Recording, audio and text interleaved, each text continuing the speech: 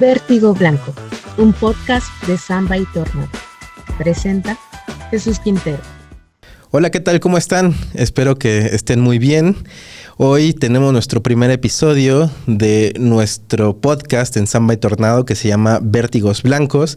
Me agrada muchísimo estar aquí con ustedes. Espero poderles acompañar por un ratito, ya sea si están lavando sus trastes, limpiando su casa, teniendo su cama, lo que ustedes gusten. Espero que me puedan acompañar y yo acompañarles un ratito. Le quiero agradecer a todas las personas que están detrás de este proyecto, que son muchas y son varias. A todas ellas que participan directa e indirectamente les quiero agradecer un chorro, porque pues digo, todo esto implica una gran dificultad y un gran apoyo, así que todo les quiero agradecer muchísimo. También me gustaría platicarles que este es un nuevo proyecto. Vértigos Blancos es un podcast que abordará la literatura, la filosofía y la historia de manera divulgativa. Aquí nos interesa desde luego tener rigor, nos interesa tener los datos en su lugar, en orden, pero bueno, también hay que hacerlos accesibles y hay que hacerlos interesantes para todas las personas. Además, para tener un alcance mucho mayor y que, digamos, todas las personas se puedan interesar en estos temas que a nosotros tanto nos maravillan y fascinan. Y enseguida les quiero decir que en esta ocasión y como el primer episodio de Vértigos Blancos vamos a abordar a uno de los escritores más favoritos de Samba y Tornado y de su servidor, que es Jorge Luis Borges. Aquí lo tenemos, aquí se ve en pantalla. Para los que me conozcan, para los que hayan ido a alguna charla que hemos dado en los últimos meses en cafeterías, en centros culturales, para los que hayan escuchado algo que yo haya dicho en algún curso en línea o en algún curso presencial, ustedes sabrán que para mí Borges está en un pedestal cuasi divino. O sea, el tipo era un crack. Prácticamente para mí Borges es la razón por la cual estoy aquí. Ya vamos a ponernos un poquito sentimentales, desde luego, pero es la razón por la cual yo estoy aquí hablándoles de literatura. Digamos que si hiciéramos una línea, una flecha, un vector que una el momento en el que empecé a leer a Borges hasta acá, sería una línea directa. Entonces les quiero contar para mí qué significa Borges y después vamos a platicar un poquito de su vida y vamos a aterrizar todo ello en un relato que se llama El Aleph, que seguramente ustedes, si no han leído, por lo menos lo han escuchado. Es uno de sus relatos más famosos y es uno de los relatos que más vale la pena leer.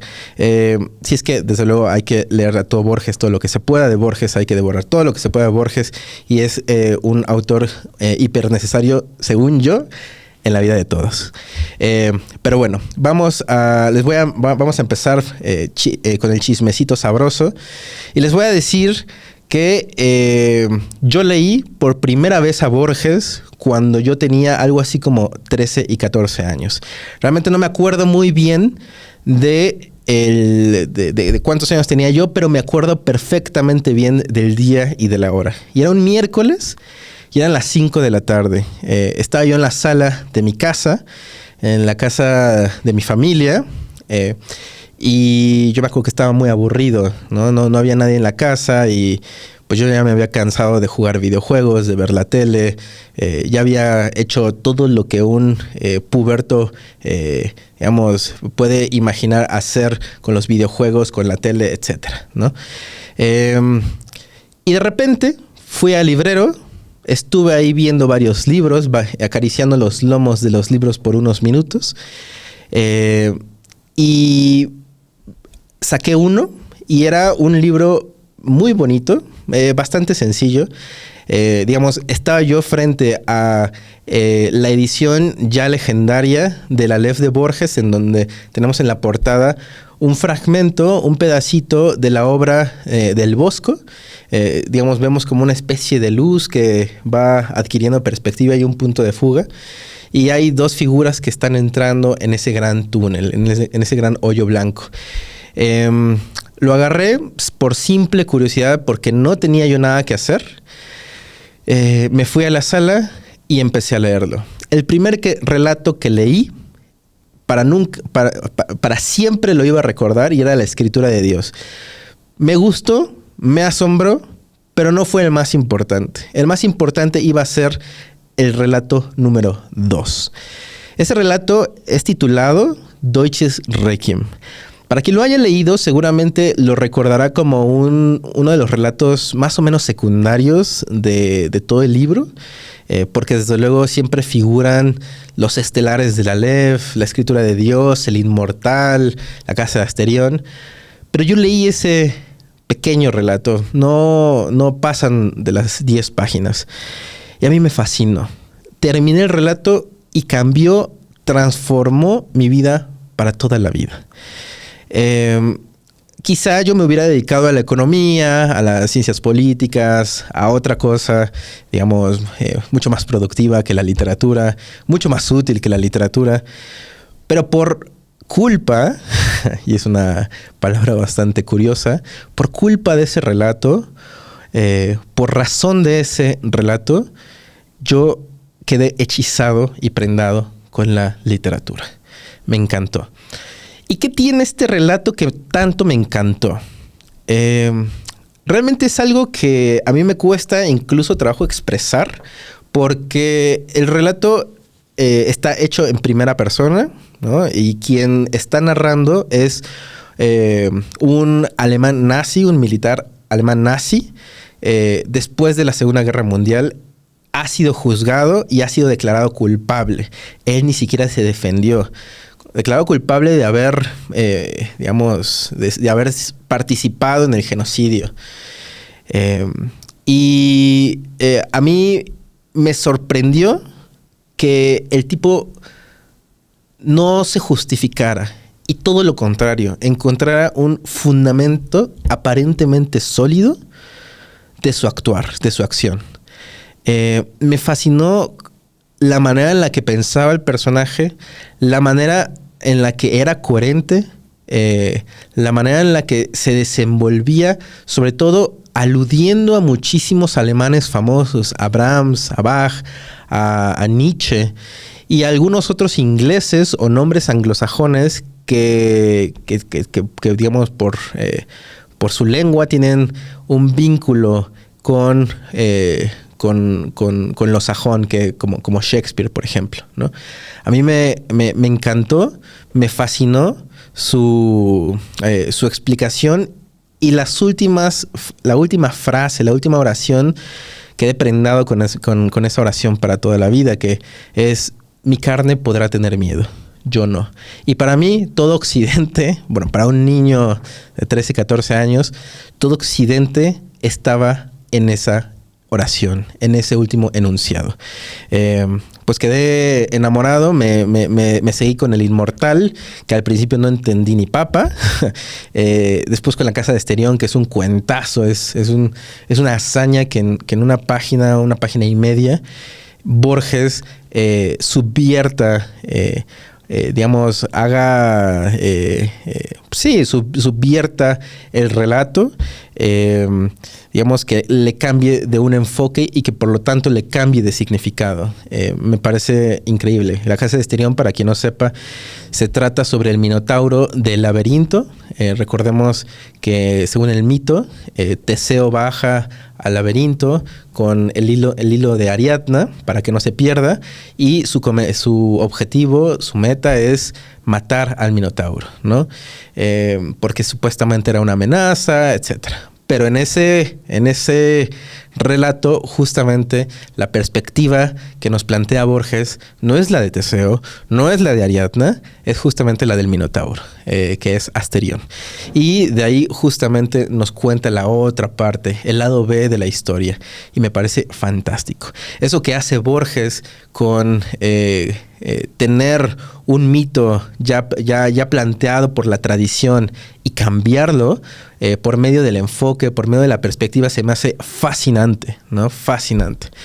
Bueno, entonces, entre ese muchacho de 13 años y este muchacho de 54 años, digamos, que tienen aquí enfrente y que soy yo, hay una línea directa, ¿no?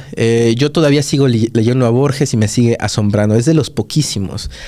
Por ejemplo, yo he leído a Cortázar, que tanto leí cuando era un adolescente. Rayuela la leí bastante y me fascinaba en su momento. La leí muchísimas veces, tantas veces que hasta me da pena decir cuántas.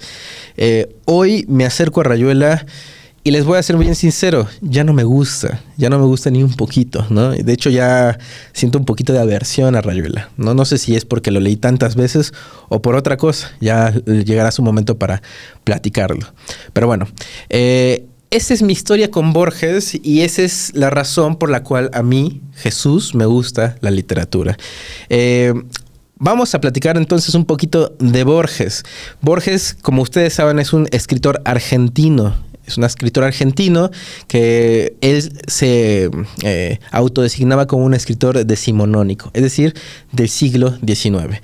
Él nace en 1899, pongámoslo en perspectiva un poquito, digamos, a la par que Ernest Hemingway y unos pocos años después que otros como Virginia Woolf, James Joyce o Kafka.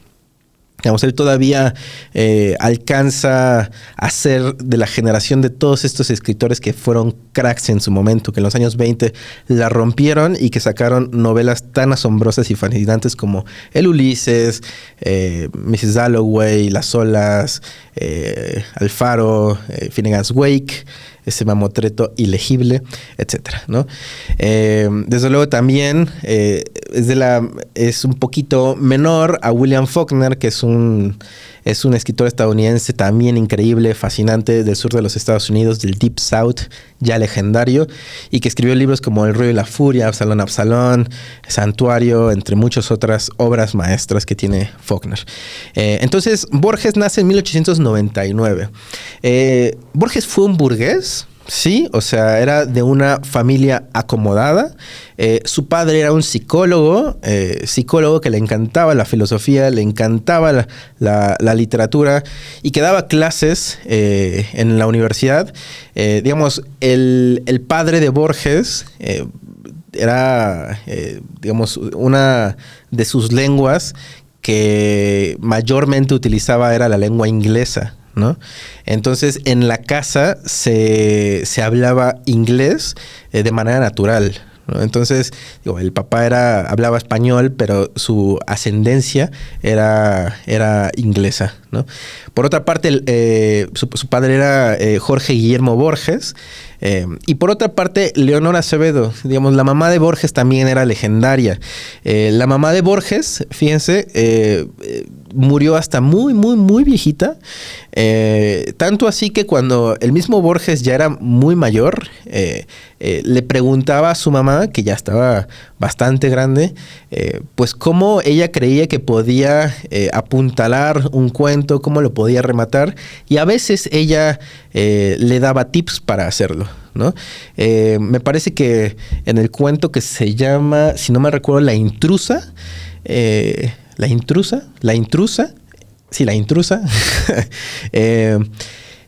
un cuento que para Borges fue bastante problemático. ¿Sí es La Intrusa? No me acuerdo cómo se llamaba, pero era un cuento bastante problemático que ya estaba pensando y sobrepensando muchísimo, por muchísimo tiempo. Y un día está platicando con su mamá y le plantea el cuento y la mamá le dice, ¿sabes qué? Debería terminar así. Y Borges dijo, pues podría ser, vamos a intentarlo. Lo llevó a cabo Borges, lo escribió como su mamá se lo recomendó y dijo, pues esto no podía quedar tan mal. Lo fue puliendo y fue ya cuando lo publicó. Entonces, esos son los padres de Borges. Por un lado, Jorge Guillermo Borges, ascendencia anglosajona, el inglés, la literatura, la poesía y la filosofía le vienen de ahí. Y por otra parte, la figura materna de Borges que fue muy importante a lo largo de su vida, que fue Leonor Acevedo. También una mujer brillante, traductora, etcétera, ¿no? Jorge Guillermo Borges, el padre de Borges, tenía una enfermedad progresiva que era hereditaria, que era la ceguera. Cuando Jorge Luis Borges, que de niñito le llamaban Georgie, cuando Georgie tenía algo así como 14, 15 años, lo llevaron junto con toda la familia a Europa. Ahí pasó Borges su adolescencia entre el 1914, si no me recuerdo, y 1921. Borges ahí, ahí pasó estos que son 7 años. Y lo pasó ahí porque su padre se estaba volviendo ciego y estaban con la esperanza de encontrar a un médico que pudiera ayudarlo, ¿no? Ya se hizo tratamientos que al final no fueron de gran ayuda, pero que más o menos le retrasaron un poquito la enfermedad oftalmológica. Pero bueno, en esos años, recordemos, estaba sucediendo en Europa la Gran Guerra, la Primera Guerra Mundial. En el 14 comienza, la Primera Guerra. Y entonces, justamente por esa razón y para evadir peligros y eludir todo tipo de contratiempos, se fueron a vivir a Suiza y propiamente en Ginebra. Y Borges ahí conoció a muchísimas personas y se vinculó con sus condiscípulos, que recordemos que Suiza es un país bastante diverso, cuya población habla el italiano, el alemán, el francés, ¿no? Y con Borges hablaba el español. Borges desde siempre había sido muy estudioso, desde siempre le habían gustado las lenguas. Cuando tenía 8 años, nada más para ponerlos en perspectiva, cuando tenía 8 años, el señor o el señorito, digámoslo así, Borges o Georgie había traducido y publicado en una revista el Happy Prince, el príncipe feliz de Oscar Wilde. Es decir, desde los 8 años el tipo ya tenía intenciones literarias que le estaban saliendo bien, ¿no? Entonces, creo que esto es bastante importante porque con estos datitos y estos chismecitos ya más o menos vamos sabiendo cuál va a ser el futuro que le va a deparar a este muchacho. Entonces les contaba que en 1914 está en Ginebra, en Suiza, y está empapándose de todas estas lenguas, de todo lo que sus profesores le pueden dar. Se cuenta que era bien ñoño. Se cuenta que era bien ñoño, pues un adolescente muy sabelotodo, pero que era muy seriecito y muy tímido. Y de hecho es una timidez que nunca lo va a abandonar. Timidez para acercarse a sus compañeros, a sus compañeras. Y timidez también en términos para acercarse a sus compañeras de manera romántica. Hay chismes que no les voy a contar porque sería faltarle respeto a este señorón. No sería faltarle respeto, pero hay muchos chismes que luego se hablaron sobre las relaciones amorosas y afectivas de Borges. Pero bueno, eso nos lo podemos saltar sin problema, ¿verdad? Dicho eso, pues imaginemos que en esos 7 años no pasan gratuitamente y evidentemente va a leer a muchísimas personas de la vanguardia, de las vanguardias que están surgiendo en Europa. Las vanguardias como tanto artísticas como poéticas, como por ejemplo a Tristan Tzara, ahí que está trabajando con los poemas, también un poquito el surrealismo, en unos años después los surrealismos iban a trabajar ya profundamente con la poesía y también con el arte y con el cine. Salvador Dalí, Federico García Lorca, Luis Buñuel, todos están ya por ahí, ¿no? Y el momento en el que Jorge Luis Borges vive en Europa, en donde les cuento que vive en Ginebra, después también un tiempo en España, es justamente donde conoce a todos estos escritores que va a ser, que lo van a conocer, se van a asombrar con las cosas que hace. No tanto a lo mejor quizá con las cosas que hace en ese momento, sino como su personalidad. Porque el tipo desde ese momento era un erudito total, ¿no? Es decir, desde inicio de su vida, Borges ya deslumbraba con su erudición y con su conocimiento de los libros, de la filosofía, de muchas cosas. Entonces, si bien Borges no era, por ejemplo, como Lorca, que Lorca podía tener aquí a un auditorio enfrente y atraerlos, ser atractivo para todos ellos, decir cosas que le interesaran a todos, que maravillaran y hechizaran a todos, Borges no podía hacer eso claramente en ese momento, sobre todo no con su personalidad, ni con sus ademanes, ni con su voz de tenor, para nada, ¿no? Borges era tímido y era de los que estaban ahí en el rincón viendo a todas las personas desde lejitos. Sin embargo, conoce a muchos poetas, conoce a muchos escritores, empieza como todo joven escritor, como todo joven poeta, a formar círculos. Y Borges se une a una vanguardia que después ya no va a sonar tanto, pero que siempre que se nombra Borges se va a nombrar esta vanguardia, que es el ultraísmo, ¿no? El ultraísmo es una especie de vanguardia que intentaba renovar el lenguaje, quitándole la lírica a la poesía o haciéndola no necesaria, o sea, no es necesario tanto la rima, no es necesaria que sea tan sonora la poesía, pero lo importante es la metáfora, la construcción de imágenes, etcétera. Digamos, ese va a ser el ultraísmo. Digamos, ahorita no nos parece tan distinta a lo que conocemos, pero recordemos que veníamos, ¿no? Yo ya me hice europeo de pronto, ¿no? Pero venía Europa de una época, de un siglo XIX, en donde, por ejemplo, en Inglaterra, los poetas victorianos eran sumamente sonoros y las rimas eran casi forzosas, casi necesarias, ¿no? Digamos, iba a haber muchos poetas, Borges incluido, pero sobre todo personas como T.S. Eliot e Ezra Pound que dicen, ¿saben qué? La rima sí puede sonar muy bonito, pero pues es un cinturón para la poesía, ¿no? Mejor hay que prescindir de la rima, si es que no es necesaria prescindir de la rima, y vamos a hacerla más, mucho más prosaica y, ¿saben qué? Más impersonal, ¿no? Más impersonal.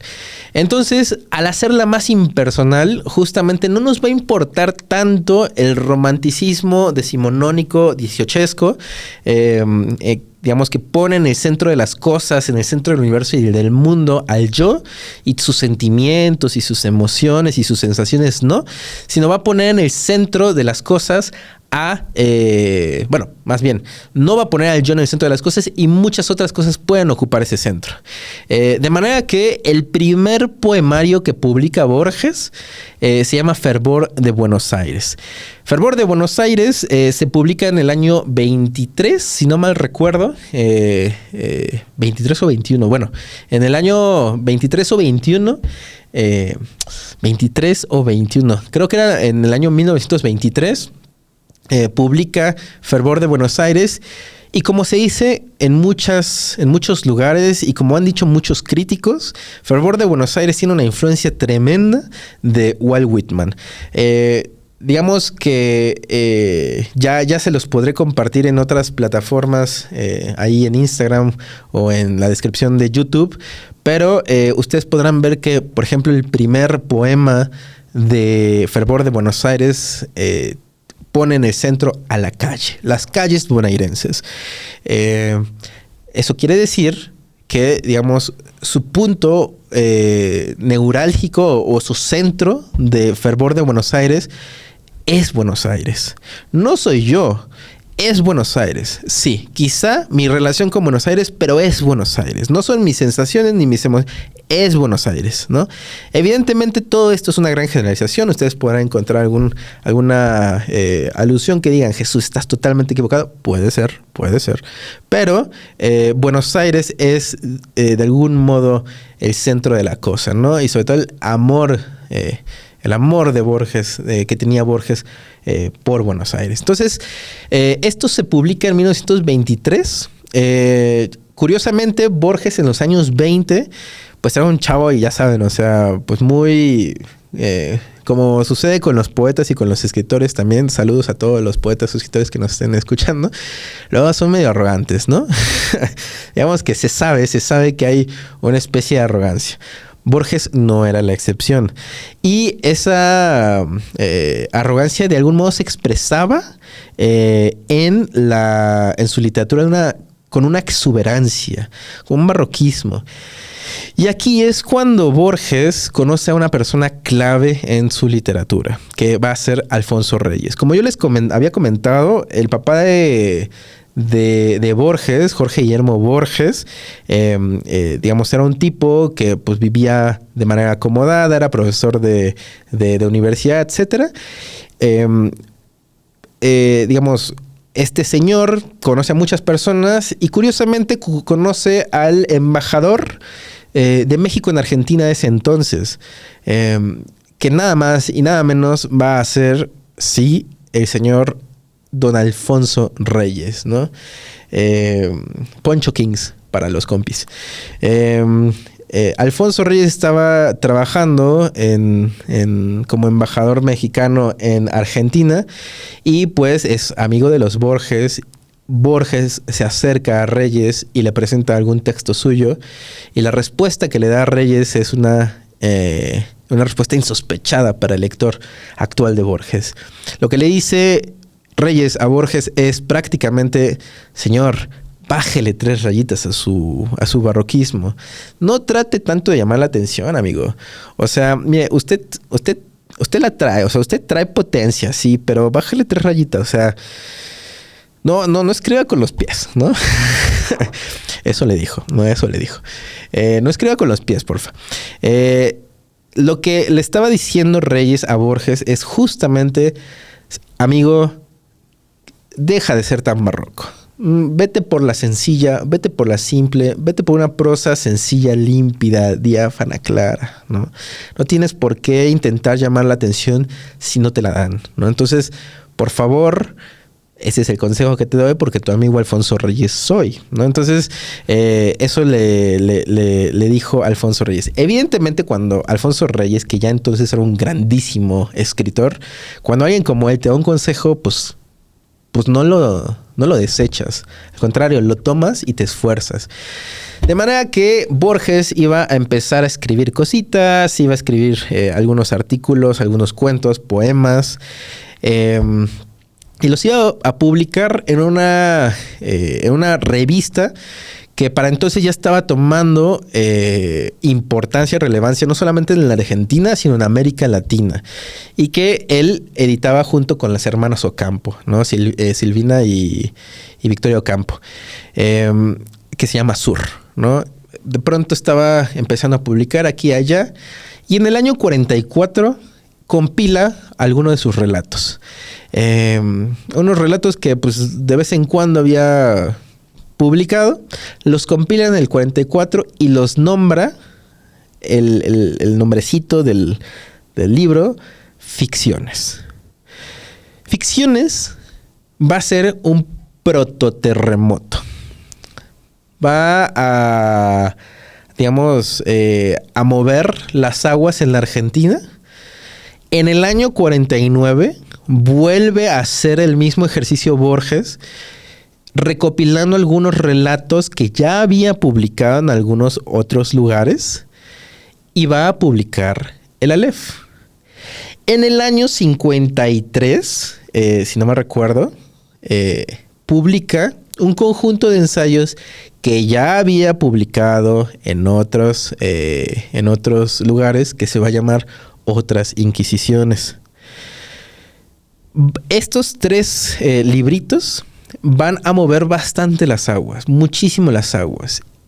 10 años después, en el año 1961, va a ganar un premio que es el premio Formentor. Lo comparte el premio junto con Samuel Beckett. Es una cosa, por cierto, un paréntesis, una cosa chistosa, porque como sabemos, Jorge Luis Borges no ganó el premio Nobel, como a todas las personas como a todos nos hubiera gustado, pero evidentemente lo entendemos y el premio Nobel aquí no es, bueno, aquí en Samba y Tornado no le damos más importancia de la que tiene, que es simplemente un premio. No lo ganó. El premio Cervantes, si no mal recuerdo, también lo compartió, no me acuerdo con quién. Y el premio Formentor también lo compartió. Lo que digo es que es curioso que un escritor de la talla de Borges no haya ganado exclusivamente para él un premio, ¿no? Que haya tenido que compartir el premio. En este caso lo compartió y sí, con su compañero con quien lo compartió era nada más y nada más que un crack, era Samuel Beckett. Pero ese momento fue el inicio de un terremoto tremendo. Es decir, ese premio lanzó a Borges al estrellato. Después de ese año no va a existir un Borges como existió antes, ¿no? A partir de ese año va a estar dando conferencias en prácticamente todos lados. En todos lados. Digamos, son bastante conocidas las conferencias que dio en el Teatro Coliseo en Buenos Aires en los años 70, por ejemplo, en donde se compilaron esas conferencias, se transcribieron esas conferencias y se compilaron en un volumen que se llama 7 noches, que también lo pueden encontrar en Alianza Editorial, por ejemplo. Buenísimas. Pero, o sea, a mí me llama la atención que el tipo, desde luego Borges ya desde que tenía 30 y tantos años estaba adquiriendo un poquito de ceguera. Ya para cuando terminaron sus 30, Borges ya era prácticamente ciego, utilizaba bastón y alguien lo tenía que ayudar. Aquí lo curioso que digo es que los teatros los llenaba. O sea, había muchedumbres queriendo escuchar a Borges. Y un teatro vacío, imagínenselo. Digamos, el escenario totalmente vacío, salvo con una mesita, una silla y un vasito de agua. Llegaba Borges ayudado por alguien, ayudado por alguno de sus asistentes, se sentaba y decía, señoras, señores, y empezaba el tema. Era lo único que tenía de producción, nada de luces, nada de escenario, nada de absolutamente nada. Y sin embargo llenaba los teatros, ¿no? Todo el mundo quería escuchar a Borges, a todo el mundo le interesaba a Borges. Y lo hizo en Argentina, lo hizo, por ejemplo, en París, que también en ese caso el Teatro Odeón era, digamos, esas conferencias en París fueron legendarias porque movió a artistas que eran insospechados, o sea, que insospechadamente iban a interesarse, que nunca se hubieran interesado en un escritor latinoamericano, ¿no? Por ejemplo, ahí teníamos que a Raymond Queneau. Raymond Queneau era un escritor bastante interesante que pertenecía a un grupo que se llama El Oulipo. Donde estaban algunos escritores como Georges Perec y algunos otros. Digamos, lo que les interesaba era de algún modo abordar el lenguaje o abordar la literatura como una especie de arte combinatoria y a ver qué podemos hacer con ello, ¿no? Digamos, la literatura de Perec es un perfecto ejemplo de lo que quería el Oulipo, ¿no? Que era trabajar con el lenguaje como si fueran a veces incluso como matemáticas o como si fuera un arte de combinación, como si fuera un rompecabezas, etcétera, ¿no? Entonces hubo un montón de otras personas a las que movió. Por cierto, no terminé de hablar de Raymond Queneau. Raymond Queneau se contaba que nunca salía de su casa, que le chocaba hablar con las personas, que lo chocaba juntarse con la gente. Con otros escritores, desde luego que sí, le chocaba, pero que la gente en general, digamos, la vida parisina de fiestas, de encuentros, de reuniones, le fastidiaba. Y sin embargo, salió con alegría rebosante para escuchar a Borges en el Teatro Odeón. Es bien conocida esa pequeña leyenda. Pero bueno, ese es el tipo de movimientos que generó Borges. Borges, digamos, ya muere en los años 80, pero muere como una absoluta celebridad. Muere ya bastante mayor y en general el legado que dejó es un legado inmenso. Se cuenta, por ejemplo, y esto, si no mal recuerdo, lo decía Ricardo Piglia, un escritor argentino que hace unos años también falleció. Buenísimo, por cierto. Quien lea Respiración Artificial, por favor, coméntenlos aquí en los comentarios, no sé dónde, o mándenme un mensajito y dígame qué le pareció, porque para mí me pareció una joya, ¿no? Pero bueno, cierro ese paréntesis. Ricardo Piglia decía que todavía su generación se veía muy disminuida cuando se comparaba, cuando había un contraste con la figura de Borges, ¿no? O sea, Borges era un monstruo que todo lo abrazaba y que terminabas siendo influido por él. Y que esa influencia se expresaba en, sin querer queriendo, imitarlo en tu literatura. Y en el momento en el que te pones a imitar a algún otro escritor, empieza a ser una muy mala literatura, ¿no? Eso es lo que decía Piglia. La verdad es que no... O sea, le creo todo a Piglia. Y fíjense que eso es como una cosa que sí suele suceder cuando se lee a Borges, ¿no? Cuando leemos a Borges, pues de pronto, pues estamos hablando de infinitos, espejos, de... no sé, de épica, ¿no? De ceguera y cosas así, ¿no? De laberintos. Pero bueno, ese es más o menos algo muy esquemático sobre la vida de Borges. Una vida que me parece sumamente interesante. Para quien le interese un poquito más la vida de Borges y el chisme sobre Borges, por favor lea un libro que pues tiene cosas muy buenas, tiene otras cosas no tan buenas, que es el Borges de Adolfo Bioy Casares. Adolfo Bioy Casares era el mejor amigo de Borges, pero una vez que fallece Borges, pues Bioy Casares publica mucho de sus diarios que menciona, en donde menciona a Borges, cuando tenía una visita de Borges, y Borges se iba, inmediatamente él iba a su diario y anotaba algo, ¿no? Cosas que podían ser como, aprecio mucho a mi amigo, pero también como, me cae re mal este compa, ¿no? Me choca este güey. Y ponía ahí todas sus razones, ¿no? Entonces, todos esos comentarios que tienen relación con Borges, los compila y se hace un mamotreto de este vuelo, que se llama Borges, ¿no? El Borges de Adolfo Bioy Casares. Vale la pena leerlo. Digo, todo lo que tenga que ver con Borges vale la pena. También, desde luego, les recomiendo un librito que escribió José Emilio Pacheco, que, si no mal recuerdo, son las conferencias que José Emilio Pacheco dictó en el Colegio Nacional sobre Borges y que se compilaron en un volumen muy bonito de Editorial Era. No sé si siga en Era o si ya se haya pasado a Tusquets, porque apenas vi un libro otra vez de José Emilio Pacheco que se llama Borges. Entonces no sé si ya se haya cambiado de editorial ese libro, pero bueno, José Emilio Pacheco escribió cosas brillantes sobre Borges, porque además lo amaba, ¿no? Lo amaba, le fascinaba. Aquí en México tuvimos y tenemos muchos amantes de Borges.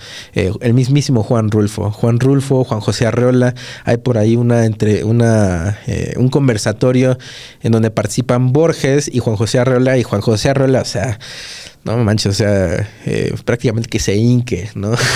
Porque no, de tanta alabanza a Borges que hasta parece un poquito ridículo, ¿verdad? Pero bueno, se comprende perfectamente, porque yo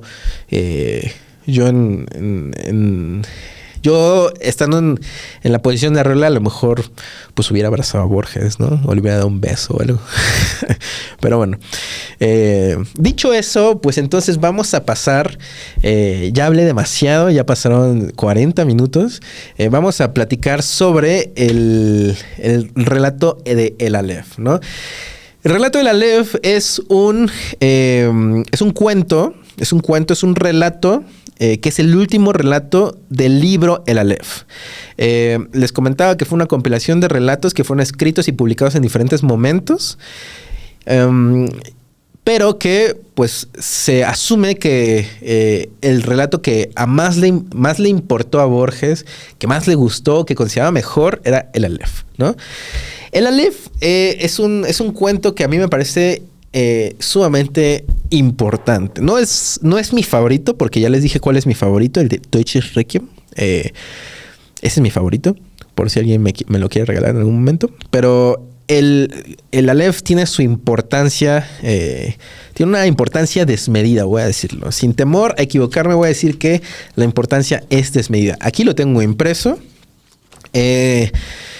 El Aleph es es un relato en donde Borges habla en primera persona. El narrador se llama Borges. Y ahora, aquí me quiero detener. El narrador se llama Borges. De manera que cuando estamos leyendo el relato, cuando vamos a través de las oraciones y de los enunciados, parece una crónica. Parece una crónica. Parece que Borges nos está contando algo que él presenció, parece que él lo vivió, y sin embargo sucede algo muy curioso al final. Desde luego va a haber spoilers en los siguientes minutos, pero bueno, yo siempre, como saben, les he comentado en las charlas, les he comentado en los cursos, en las lecturas conjuntas, que en literatura no existen los spoilers, porque yo les puedo contar las cosas, pero la manera de ver la manera en la que está expresada, ¿no? La cosa. Entonces, está contada en primera persona, y aquí leo el epígrafe. Bueno, aquí los epígrafes, hay que decirlo, son de Hamlet de Shakespeare y el Leviatán de Hobbes. Digamos, el primer epígrafe, el de Hamlet, dice: "Oh God, I could be bounded in a nutshell and count myself a king of infinite space." Oh Dios, puedo estar en una cáscara de nuez y decirme o autodecirme o afirmarme como rey del espacio infinito, ¿no? Es decir, hay una paradoja, hay un juego de que yo puedo estar diciendo que soy el rey del universo y sin embargo estar encerrado en una cosita bien chiquita, ¿no? En un nutshell, en una cáscara de nuez. Y el siguiente epígrafe es el Leviatán. Es el Leviatán de Thomas Hobbes. Thomas Hobbes, como ustedes saben, es un filósofo político inglés, digamos uno de los justnaturalistas, que hablaba que el estado natural del hombre es el lobo, el hombre es el lobo del hombre. Este señor es Hobbes, una personalidad sumamente importante en la filosofía política de Occidente, y que también se metió con la literatura. Si no me recuerdo, él acometió una tentativa de traducción de la Ilíada del griego antiguo al inglés, ¿no? Bueno, ahí pueden leerlo, y justamente también aborda ese mismo epígrafe la eternidad. Dice: "But they will teach us that eternity is standing still of the present time." Es decir, que la eternidad es un momento que se para en el presente, ¿no? Que se detiene en el presente. Entonces, estos son los epígrafes que ya más o menos nos van abriendo una mirada, una idea de lo que se va a hablar, ¿no? Que vamos a hablar de infinite space, del espacio infinito, en una ruedita chiquita, en una nutshell, y de la eternidad. Y esa es la primera oración, que las primeras oraciones suelen ser sumamente sonoras y con una cadencia poética increíble y extraordinaria en Borges. Aquí va. La candente mañana de febrero en que Beatriz Viterbo murió, después de una imperiosa agonía que no se rebajó un solo instante ni al sentimentalismo ni al miedo, noté que las carteleras de fierro de la Plaza Constitución habían renovado no sé qué aviso de cigarrillos rubios. El hecho me dolió, pues comprendí que el incesante y vasto universo ya se apartaba de ella y que ese cambio era el primero de una serie infinita. Cambiará el universo, pero yo no, pensé con melancólica vanidad. Es decir, acaba de fallecer Beatriz, la crush de Borges, la crush del narrador, y poco a poco pasa el tiempo, y al pasar del tiempo duele. Duele porque parece que nos estamos alejando de la persona que queríamos y que estaba viva hace un instante, ¿no? La manera en la que lo expresa es bellísima, ¿no? Que poco a poco nos estamos alejando, y dice todavía con una especie de necedad: cambiar el universo, pero yo no. Muy sentimental el hombre, ¿no? Y Beatriz, tampoco Beatriz Viterbo nos suena a un nombre pues italiano, ¿no? Y en efecto tiene resonancias italianas. Como ustedes saben, Beatriz era la crush no solamente de Borges, sino también de Dante, sobre todo de Dante, digamos, la gran crush que está buscando Dante en la Divina Comedia es nada más y nada menos que Beatriz. Es la mujer ideal, abstracta de Dante, ¿no? Es por la que va en busca siempre, ¿no? Y también Borges es la que está buscando por acá, ¿no? Ojo, en Borges nunca hay nada gratuito. Si nos está poniendo el nombre de Beatriz porque hay una alusión, un guiño hacia algo más, ¿no? Entonces nunca, o sea, Borges como pocos escritores o como un muy buen escritor, no va a haber nada gratuito, se los juro. O sea, si ustedes piensan que a lo mejor Beatriz viene de Dante, es porque seguramente viene de Dante. Seguramente Borges entrevió esa posible hipótesis. Entonces seguramente tiene que ver con eso, ¿no? Resulta que, y para spoilarles un poquito más, porque pues evidentemente Borges extraña a Beatriz, visita mucho su casa, ¿no? Y en la casa todavía vive su hermano, el hermano de Beatriz, Carlos Argentino de Aneri.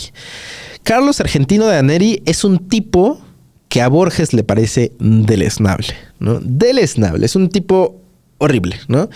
Pues presuntuoso, arrogante, soberbio y que intenta hacer una poesía que intenta acaparar todas las cosas en pocos versos, ¿no? Todas las cosas del mundo y del universo, todas las cosas de todos los tiempos en unos cuantos versos. Y si bien después adquiere la actitud de Carlos Argentino de Aneri sentido, al final tiene todo el sentido del mundo. Creo que todos hubiéramos sido Carlos Argentino de Aneri. Hashtag, todos somos Carlos Argentino de Aneri. Se está burlando de ese tipo de poetas. O sea, Borges se está burlando de ese tipo de poetas que quieren acapararlo absolutamente todo, ¿no?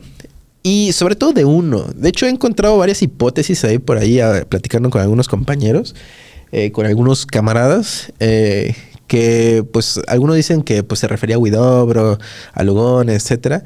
Pero también creo que es un poquito más popular la hipótesis de que se trataba de Pablo Neruda, de quien se estaba burlando. Evidentemente Pablo Neruda, con su residencia en la tierra, con su canto general, digo, aquí no soy fan de Pablo Neruda, aquí en Samba y Tornado no somos fans de Pablo Neruda. Sí era un buen poeta, tenía momentos, ¿no? Pero realmente no amamos a Pablo Neruda y mucho menos su persona, ¿no?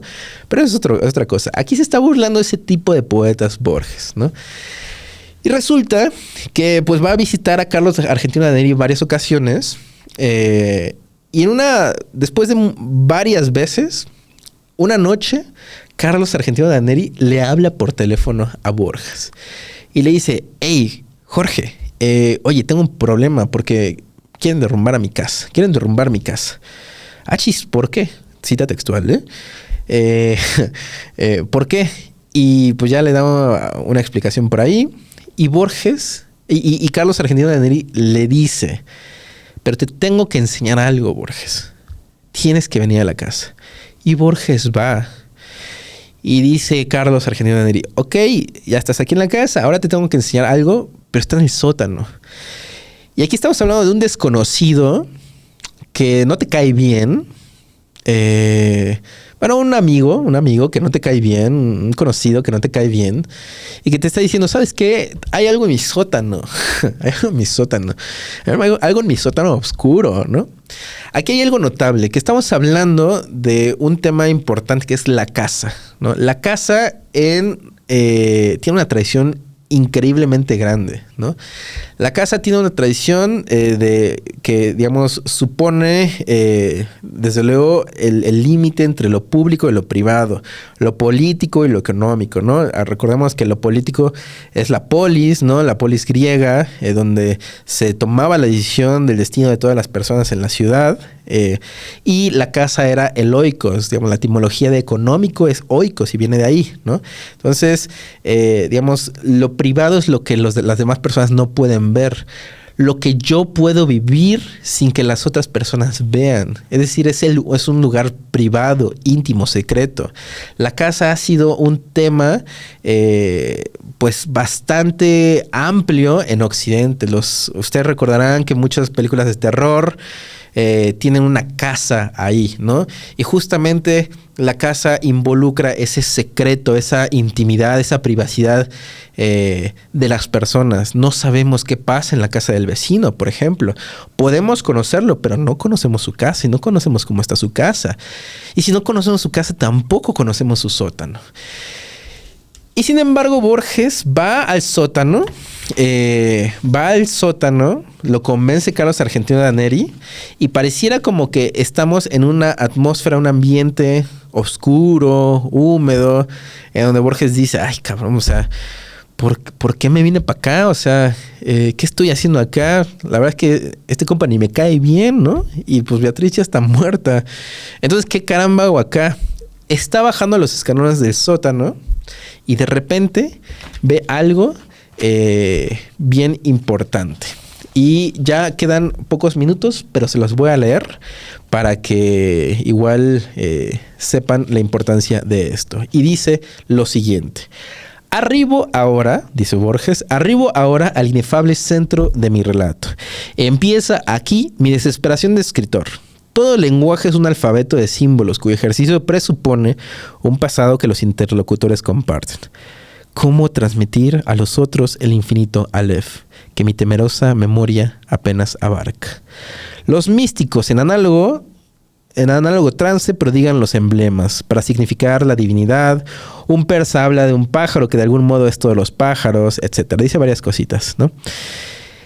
En la parte inferior del escalón, me estoy saltando algunas líneas, en la parte inferior del escalón, hacia la derecha, vi una pequeña esfera tornasolada, de casi intolerable fulgor. Al principio la creí giratoria, luego comprendí que ese movimiento era una ilusión producida por los vertiginosos espectáculos que encerraba. El diámetro del Aleph sería de 2 o 3 centímetros,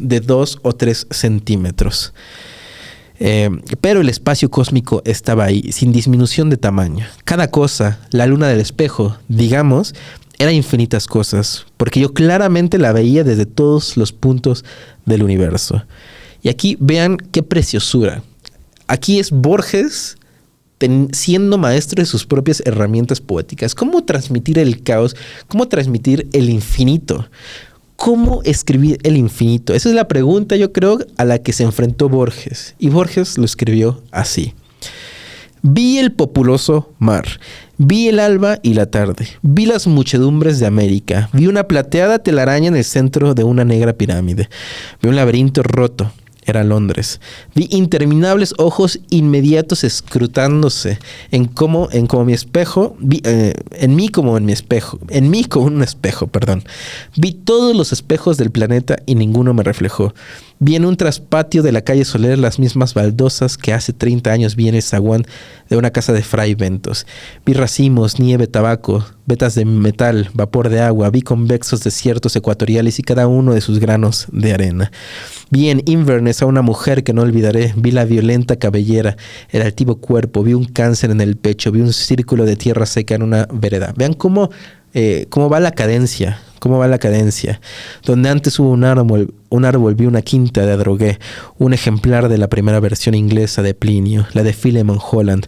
Vi un tiempo cada letra de cada página. De chico yo solía maravillarme de que las letras de un volumen cerrado no se mezclaran y perdieran en el decurso de la noche. Vi la noche y el día contemporáneo. Vi un poniente en Querétaro que parecía reflejar el color de una rosa en Bengala. Vi mi dormitorio sin nadie. Vi en un gabinete de Alkmaar un globo terráqueo entre dos espejos que lo multiplican sin fin. Vi caballos de crina remolinada en una playa del mar Caspio en el alba. Vi la delicada osatura de una mano. Vi a los sobrevivientes de una batalla enviando tarjetas postales. Vi en un escaparate de Mirzapur una baraja española. Vi las sombras oblicuas de unos helechos en el suelo de un invernáculo. Vi tigres, émbolos, bisontes, marejadas y ejércitos. Vi todas las hormigas que hay en la tierra. Vi un astrolabio persa. Vi en un cajón del escritorio. Y la letra me hizo temblar. Cartas obscenas, increíbles, precisas, que Beatriz había dirigido a Carlos Argentino, que, recordémoslo, eran hermanos. Vi un adorado monumento en la Chacarita. Vi la reliquia atroz de lo que deliciosamente había sido Beatriz Viterbo. Vi la circulación de mi sangre oscura. Vi el engranaje del amor y la modificación de la muerte. Vi el Aleph desde todos los puntos. Vi en el Aleph la tierra y en la tierra otra vez el Aleph. Y en el Aleph la tierra. Vi mi cara y mis vísceras. Vi tu cara. Y sentí vértigo y lloré, porque mis ojos habían visto ese objeto secreto y conjetural, cuyo nombre usurpan los hombres, pero que ningún hombre ha mirado, el inconcebible universo. Sentí infinita veneración, infinita lástima. ¿Cómo representar o expresar el infinito? Borges, en su interés por la filosofía, en su interés por la poesía, por la literatura, se nota que en algún momento se interesó por algunos temas contados. Repito, los laberintos, el infinito, la eternidad, la épica, entre otros, ¿no? ¿Cómo, digamos, la importancia del Aleph es cómo represento yo el infinito? La repetición del vi, que es una repetición puntillosa, ¿no? Que le da ritmo, que le da cadencia. Los elementos que va enumerando, ¿no? Que no son gratuitos tampoco. O sea, si nosotros nos ponemos a analizarlos, son una constelación que de algún modo al final genera un concepto bien importante, una constelación conceptual bien interesante. Sin decírnoslo de manera explícita, está señalando una relación incestuosa entre su crush, Beatriz Viterbo, y Carlos Argentino Daneri. Es decir, la persona que tan mal le cae a Borges es a quien quiso su amada, ¿no? Y eso duele más. Y sobre todo, ¿qué implica enfrentarse con la eternidad, con el infinito, con el todo? Esa es la gran pregunta que se hace Borges, y ese es el tema de este cuento, cuya importancia es extraordinaria. Me parece que la forma en la que Borges resuelve esa pregunta es increíble, ejecutada con temeridad, pero brillantísima, ¿no? Es una gotita de oro este cuento. Y bueno, pues ya casi nos da la hora y aquí me despido. Desde luego hay muchísimo que decir sobre Borges. La próxima vez vamos a platicar, si bien nos va, sobre Julio Cortázar y Casa Tomada. Se me quedaron como 7 horas para hablar de Borges, pero pues ya habrá momento. Si les gustó este material, por favor suscríbanse al canal, síganos en Instagram. También les recuerdo que tenemos varios cursos, lecturas conjuntas, masterclasses, clubes de lectura en Samba y Tornado. Por favor, si tienen alguna duda, si se quieren inscribir, ahí estamos para servirles. Y pues nada, muchas gracias a todas, a todos. Nos vemos a la próxima y por favor, estén pendientes. Gracias y nos vemos. Hasta luego. Vértigo Blanco, un podcast de Samba y Tornado. Presenta Jesús Quintero.